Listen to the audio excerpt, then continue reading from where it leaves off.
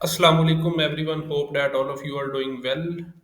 आज हम डिस्कस करेंगे फाइनल ईयर प्रोजेक्ट के हवाले से कि फाइनल ईयर प्रोजेक्ट का टॉपिक कहाँ से हमने कैसे चूज़ करना है, प्रपोजल हम जो है वो कैसे बनाएंगे और प्रोजेक्ट की वर्किंग आगे हमारी कैसे कंटिन्यू होगी। हम आज एक सारा ओवरव्यू कंप्लीट अपने टॉपिक प्रपोजल एंड प्रोजेक्ट के हवाले से डिस्कस करेंगे स्टेप बाय स्टेप, ठीक है। उसके हवाले से आपकी कोई भी डिग्री, फाइनल ईयर प्रोजेक्ट आपने करना है, वो मैथ कम्युनिकेशन की हो, इकोनॉमिक्स की हो, पीएसवाई की हो, HR, finance, EDU, management, accounting, finance, जो भी आपकी डिग्री हो उसके रिलेटेड आपने टॉपिक, प्रपोजल एंड प्रोजेक्ट पे वर्किंग किस तरह से करनी है और कैसे आपने उसको एंड करना है, ठीक है। प्रपोजल का फॉर्मेट कैसे होता है, टॉपिक किधर से लेना है और कैसे आप अपना काम सारे का सारा कंप्लीट करते हो, ठीक है। तो इसके हवाले से सबसे पहले हम जो है वो एक प्रपोजल का फॉर्मेट जो है वो देख लेते हैं। हमारे पास जो है वो प्रपोजल का फॉर्मेट, उसमें हमारे पास इसके साथ आपके साथ एक छोटी सी इंफॉर्मेशन शेयर कर दूं। आपके पास डिग्री तीन टाइप्स की होती है, ठीक है, वर्चुअल यूनिवर्सिटी में। एक होती है एडीपी डिग्री 2 ईयर, दूसरी होती है बीएस 4 ईयर और तीसरी होती है मास्टर 2 ईयर। तीनों प्रोजेक्ट्स के अंदर जो है वो सोशल साइंसेज की जितनी भी डिग्रीज हैं उनके अंदर जॉब लेटर मस्ट होता है, ठीक है। लेकिन मैथ कॉम के अंदर, इकोनॉमिक्स के अंदर, साइकोलॉजी के अंदर, सोशियोलॉजी के अंदर, इनके अंदर जॉब लेटर की रिक्वायरमेंट नहीं होती। लेकिन जो हमारे पास मैनेजमेंट है, एम जी टी 661, एम के टी, उसकी असाइनमेंट नंबर 1 ओपन होती है, आपको पता चल जाता है कि जॉब कंफर्मेशन लेटर आपको चाहिए, ठीक है। अगर नहीं ओपन होती तो फिर आप इस चीज़ को इग्नोर कर दें।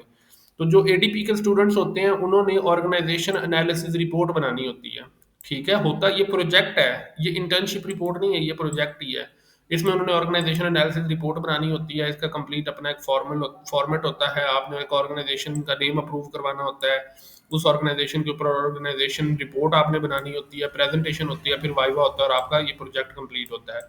दूसरा आ जाता है BS 4 ईयर। इसके अंदर आपने topic, proposal, data collection, project file, presentation file, इन्हीं को हम अभी डिटेल में डिस्कस करेंगे। Master 2 year job letter is must, इसको भी हम डिटेल में अभी डिस्कस करेंगे। उसके साथ ऑर्गेनाइजेशन एनालिसिस रिपोर्ट, जो एडीपी की डिग्री वाले स्टूडेंट्स होते हैं उन्होंने जो है वो एडीपी वालों ने करना होता है ऑर्गेनाइजेशन एनालिसिस रिपोर्ट। ये ऑर्गेनाइजेशन एनालिसिस रिपोर्ट मैं आपको एक यहाँ पे दिखा देता हूँ कि आपने इसको किस तरह से कंप्लीट करना होता है। ये हमारे पास एक ऑर्गेनाइजेशन एनालिसिस रिपोर्ट है, ठीक है। इसके ऊपर आप उस ऑर्गेनाइजेशन के बारे में स्टडी करते हो, कंप्लीट उसका फॉर्मेट फॉलो करते हो, आप उसके बारे में डेडिकेशन, एक्नॉलेजमेंट, एग्जेक्टिव समरी, उसका इंट्रोडक्शन आप कंप्लीट लिखते हो, फिर उसका ऑर्गेनाइजेशन स्ट्रक्चर कंप्लीट लिखते हो। अब यहाँ पे आ जाता है मैनेजमेंट फंक्शन। अगर तो आपकी एडीपी की डिग्री का प्रोजेक्ट कोड MGT 619 है तो आप यहाँ पे मैनेजमेंट के फंक्शंस को डिस्कस करोगे। अगर आपका मार्केटिंग है तो आप मार्केटिंग के फंक्शंस को डिस्कस करोगे।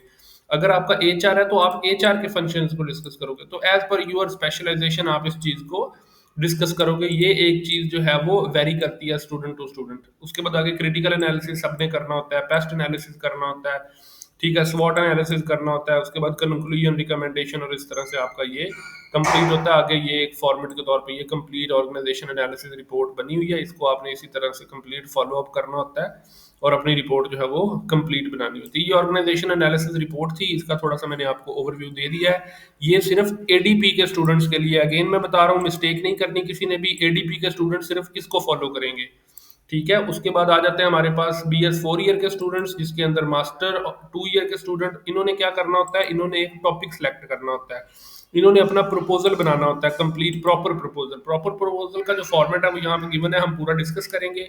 उसमें हमने सबसे पहले जो है वो टाइटल पेज बनाना होता है। टाइटल पेज के ऊपर हमने अपना टॉपिक लिखना होता है, नेम एंड आईडी लिखनी होती है, नेम ऑफ यूनिवर्सिटी लिखना होता है, university logo, date of submission, ये सारी चीज़ें हमने उसके ऊपर मेंशन करनी होती हैं, ठीक है। यहाँ पे अगर मैं आपको कोई सैंपल दिखा दूं कि आपने किस तरह से टाइटल पेज बनाना है, ये देखें, सारा कुछ लिखा हुआ है, टॉपिक का नाम लिखा हुआ है, ठीक है, आपका प्रोजेक्ट लिखा हुआ है, आपकी ईच एंड एवरीथिंग, सारी डिटेल्स मेंशन की हुई है कि आपने इसको किस तरह से कंप्लीट करना है, ठीक है। अब ये आपका ये जो टॉपिक होता है, अब ये डिपेंड करता है आपकी स्पेशलाइजेशन के ऊपर। मैनेजमेंट का टॉपिक होगा तो मैनेजमेंट के अकॉर्डिंग टॉपिक आएगा। अगर आपकी मार्केटिंग है तो मार्केटिंग के अकॉर्डिंग टॉपिक आएगा। आपकी फाइनेंस है तो फाइनेंस के रिलेटेड टॉपिक आएगा। अब फाइनेंस के रिलेटेड जो है वो थ्योरेटिकल टॉपिक नहीं आएगा, उन्होंने एनालिसिस करने होते हैं, रेशियो एनालिसिस वगैरह, ये वो अकाउंटिंग, फाइनेंस और बैंकिंग वालों ने, उसके रिलेटेड भी मैं आपको एक फाइल एंड पे दिखा देता हूँ। तो अभी जो है वो हम management, marketing, psychology, math communication, इस तरह के जितने भी प्रोजेक्ट्स होते हैं उन सबको अभी हम डिस्कस कर लेते हैं। इकोनॉमिक्स के प्रोजेक्ट का फॉर्मेट भी डिफरेंट होता है, उसको भी एंड पे थोड़ा सा डिस्कस कर लेते हैं। ठीक है, तो ये आपका सारा फॉर्मेट होता है और आपने इसको इस तरह से फॉलो अप करना होता है। ठीक है, आपने अपना टॉपिक प्रपोजल सबमिटेड बाय, ठीक है, इस तरह नेम, अपनी एलएमएस आईडी और ये सारा आपने करना होता है। ठीक है, उसके बाद आपके पास आ जाता है जी टेबल ऑफ कंटेंट्स।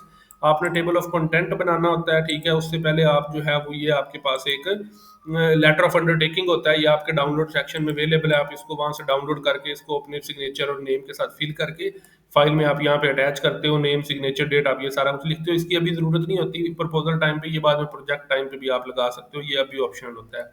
एक्नॉलेजमेंट और एब्स्ट्रैक्ट भी आपके पास ये सारा ऑप्शनल होता है। ठीक है, टेबल ऑफ कंटेंट आ जाता है। टेबल ऑफ कंटेंट आपने प्रॉपर लिखना है, कौन कौन से चैप्टर आपने बनाए हैं, कौन कौन सा काम किया, ये सारी आपने इस तरह टेबल ऑफ कंटेंट बनाना होता है। ठीक है, टेबल ऑफ कंटेंट बनाने के बाद नेक्स्ट आपके पास आ जाता है जी chapter number one. Chapter number one के अंदर आपके पास जो है वो इंट्रोडक्शन ऑफ प्रोजेक्ट होता है, बैकग्राउंड ऑफ प्रोजेक्ट होता है, ऑब्जेक्टिव्स ऑफ प्रोजेक्ट होता है। यहाँ पे आपने इंट्रोडक्शन कंप्लीट लिखना होता है, जिसके अंदर आपने इंट्रोडक्टरी पैराग्राफ लिखना होता है, डिस्क्रिप्शन लिखनी होती है और रेशनल लिखना होता है। ठीक है, बैकग्राउंड के अंदर आप अपने टॉपिक का बैकग्राउंड डिटेल में लिखते हो, ऑब्जेक्टिव लिखते हो। ठीक है, ये सारी चीजें आपने अपने प्रोजेक्ट के टॉपिक के कवर करना होता है। ठीक है, जिस तरह यहाँ पे हमने ये एक टॉपिक इंट्रोडक्शन उसका प्रॉपर लिखा हुआ है। ठीक है, उसके बाद आप उसकी डिस्क्रिप्शन लिखते हो, उसके बाद आप उसका रेशनल प्रॉपर लिखते हो। ठीक है, उसके बाद आप उसका बैकग्राउंड प्रॉपर लिखते हो, बैकग्राउंड के बाद आप उसके ऑब्जेक्टिव्स लिखते हो, रिसर्च क्वेश्चंस लिखते हो, देन आप उसकी सिग्निफिकेंस लिखते हो। ठीक है, जिस तरह यहाँ पे बताया गया सिग्निफिकेंस आ जाएगी। ठीक है, उसके बाद चैप्टर नंबर टू आपका लिटरेचर रिव्यू आ जाता है। लिटरेचर रिव्यू के अंदर आप अपने डिफरेंट आर्टिकल स्टडी करने होते हैं। गूगल स्कॉलर से या किसी भी वेबसाइट से आप आर्टिकल्स को डाउनलोड करते हो, आप उसको पढ़ते हो, अपने टॉपिक के रेलिवेंट चीज़ों को कवर अप करते हो और थ्योरेटिकल फ्रेमवर्क आप बनाते हो। ठीक है, लिटरेचर रिव्यू आप पढ़ते हो डिफरेंट। ठीक है, लिटरेचर रिव्यू के अंदर आप बताते हो कि कौन से दूसरे लोगों ने इस टॉपिक के रिलेटेड क्या क्या काम किए हुए और किस किस तरह से किए हुए, आप वो सारी डिटेल भरते हो। उसके बाद ये आपका थ्योरेटिकल फ्रेमवर्क आ जाता है, आप अपने हाइपोथेसिस लिखते हो। ठीक है, उसके बाद मोस्ट इंपॉर्टेंट जिसमें सबसे ज्यादा स्टूडेंट्स मिस्टेक्स करते हैं वो आपके पास आ जाता है। उसके बाद मेथोडोलॉजी। मेथोडोलॉजी में आपने बताना होता है कि आपकी टाइप ऑफ रिसर्च कौन सी है, डाटा कलेक्शन सोर्स क्या है, डाटा कलेक्शन टूल आपका क्या है। ठीक है, सब्जेक्ट और पार्टिसिपेंट्स आपके कौन से हैं, फील्ड वर्क और डाटा कलेक्शन आप कैसे करोगे, data processing and analysis software आप कौन सा यूज करोगे। ठीक है, ये सारी चीजें आपने प्रपोजल में यहाँ तक करना है। उसके बाद आपने लिटरेचर रिव्यू के अंदर और इंट्रोडक्शन वाले चैप्टर के अंदर जो भी रेफरेंसेस यूज किए होते हैं वो सारे रेफरेंसेस आप यहाँ पे रेफरेंसेस की लिस्ट के अंदर यहाँ पे सारा प्रोवाइड करते हो। ठीक है, तो इस तरह से आपका ये प्रपोजल वाला पोर्शन जो है वो कंप्लीट होता है। सेम इसी तरीके से हम आपको यहाँ पे दिखाते हैं चैप्टर थ्री में मेथोडोलॉजी। कंप्लीट मेथोडोलॉजी आपने यहाँ पे बतानी होती है, कौन कौन सी चीज आपने कैसे कैसे कंप्लीट की है। ठीक है, तो यहाँ तक जो आपका पोर्शन है वो सारा रिलेटेड प्रपोजल था। यहाँ पे प्रपोजल आपका कंप्लीट हो जाता है और एंड पे आपने अपने प्रपोजल के जो है वो ये चीज रेफरेंसेस जो आपको बताए गए हैं, ये रेफरेंसेस आपने इस तरह से एंड पे गूगल स्कॉलर से जो उनके एपीए स्टाइल के अंदर आपने रेफरेंसेस को अटैच करना होता है। ठीक है, तो ये आपका पैटर्न होता है सारा। ऑलमोस्ट सारे प्रोजेक्ट्स का यही पैटर्न होता है जितने भी प्रपोजल बेस्ड होते हैं। लेकिन अब टॉपिक की कैटेगरीज जो है वो डिफरेंट हो सकती हैं। स्पेशलाइजेशन के अकॉर्डिंग ये टॉपिक आपका चेंज होगा। हर स्टूडेंट ने अपना अपना टॉपिक रखना है, किसी ने ये वाला टॉपिक भी कॉपी नहीं करना। ठीक है, तो अभी फॉर एग्जांपल हम अगर बात करते हैं कि फाइनेंस या कॉमर्स वगैरह के हवाले से, तो फाइनेंस और कॉमर्स के जो प्रोजेक्ट्स के टॉपिक्स होते हैं वो कुछ इस तरह से होते हैं कि आपने अस्करी बैंक का 5 सालों का डाटा का एनालिसिस करना है। ठीक है, लेकिन बाकी वर्किंग फॉर्मेट सेम ही होगा, आप देख सकते हैं। ठीक है, उसी तरीके से हमने ये टेबल ऑफ कंटेंट बनाया, आपने प्रॉपर इंट्रोडक्शन लिखा, बैकग्राउंड लिखा, लिटरेचर लिखा, ऑब्जेक्टिव्स ऑफ स्टडी लिखा, सारा आपने उसी तरीके से मेथोडोलॉजी बनाई और आप इसको इस तरह से कंप्लीट करते हो। ठीक है, और एट द एंड आप उसके जो है वो रेफरेंसेस वगैरह अटैच करते हो और इस तरह आपका ये फाइनेंस वालों का, अकाउंटिंग, फाइनेंस, बैंकिंग वालों का इस तरह से कंप्लीट हो जाता है। मैथ कम्युनिकेशन वाला भी सेम फॉर्मेट है जो पहले हमने डिस्कस किया डिटेल में। ठीक है, उसके बाद इकोनॉमिक्स वालों के जो फॉर्मेट होता है वो थोड़ा सा डिफरेंट होता है। उसके अंदर मेथोडोलॉजी के अंदर आपने जौन जौन से वेरिएबल लिए होते हैं उनको आपने थोड़ा सा बताना है। बाकी फॉर्मेट आपका ऑलमोस्ट सेम ही होता है। टॉपिक आपने इकोनॉमिक्स के रिलेटेड लेना होता है, बाकी सारा आप लिटरेचर रिव्यू ये सारी चीजें वैसे ही करते हो, लेकिन उसके साथ आपने एक जो चीज ऐड करनी होती है वो क्या होती है, बाकी सब कुछ उसी पैटर्न के अकॉर्डिंग है। एक एक चीज आपने वैसे ही बतानी होती है। उसमें बस ये एक चीज आ जाती है कि आपने मेथोडोलॉजी के अंदर मॉडल स्पेसिफिकेशन लेनी होती है। आप मॉडल लेते हो, डिफरेंट वेरिएबल्स लेते हो। ठीक है, सबने अपने अपने वेरिएबल्स अपना अपना काम करना है, किसी ने कॉपी नहीं करना है यहाँ से। तो यहाँ पे आप इसका प्रॉपर जो है वो प्रपोजल को कंसिडर करते हो और इसको आप यहाँ पे कंप्लीट करते हो। बाकी सारी चीजें, सारा काम जो है वो अपना अपना होता है। ठीक है, अब जो सॉफ्टवेयर्स की बात करें अगर हम, तो हमारे पास जितने भी प्रपोजल बेस्ड सॉफ्टवेयर होते हैं, सर्वे बेस्ड होते हैं, ठीक है, सर्वे बेस्ड हमारे जो प्रोजेक्ट्स होते हैं, अकाउंटिंग, फाइनेंस और बैंकिंग की जो रेशो एनालिसिस बेस होते हैं, उसके अंदर हमारे पास एक्सेल यूज होता है सॉफ्टवेयर जो है। लेकिन जो हमारे पास सर्वे बेस्ड रिसर्च के होते हैं, ठीक है, उसके अंदर मोस्टली हमारे पास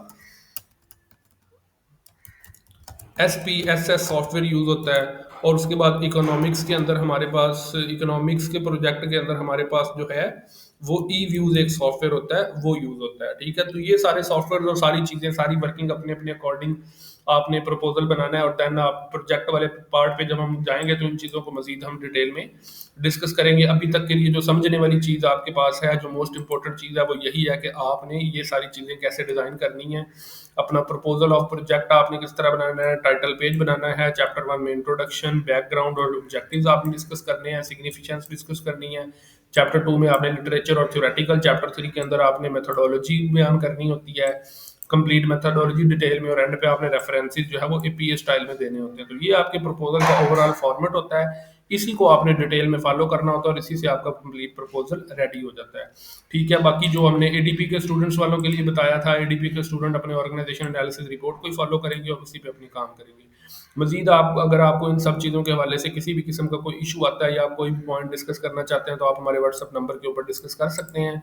पेड सर्विसेज भी हमारी अवेलेबल हैं। अगर आप जॉब कंफर्मेशन लेटर पेड बनवाना चाहते हो, आप अपना प्रोजेक्ट या प्रपोजल बनवाना चाहते हो, तो उसके लिए भी आप हमारे व्हाट्सअप नंबर के ऊपर कॉन्टैक्ट कर सकते हैं। आपको ईच एंड एवरीथिंग के हवाले से डिटेल में गाइड किया जाएगा। मजीद अगर आपका कोई क्वेश्चन हो तो आप डिस्कस कर सकते हैं। हमारे कुछ प्रीवियस सेमेस्टर के स्टूडेंट्स के रिजल्ट्स भी यहाँ पे अवेलेबल हैं। प्रीवियस सेमेस्टर में हमने जिन लोगों के प्रोजेक्ट्स और इंटर्नशिप रिपोर्ट्स बनाई हैं, ये आपके सामने है। MGT 662 का प्रोजेक्ट है, नेक्स्ट आपके पास MGT 661 का प्रोजेक्ट है, पास है।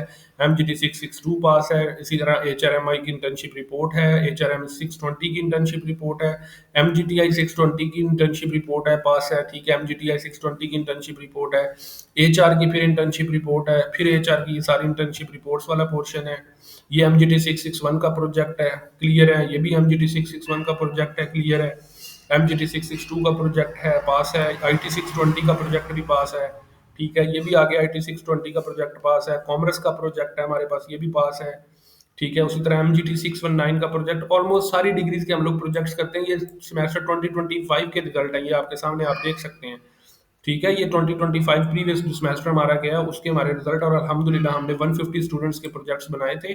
ये आपके सामने 75 पेजेस की वर्ड फाइल है, PDF फाइल है, और उसके ऊपर एक पेज के ऊपर 2 लोगों के स्क्रीनशॉट्स लगे हुए हैं। तो अल्हम्दुलिल्लाह हमारे सारे स्टूडेंट पास हुए थे, जितने भी लोगों के हमने प्रोजेक्ट्स बनाए थे, इंटर्नशिप रिपोर्ट्स बनाई थी।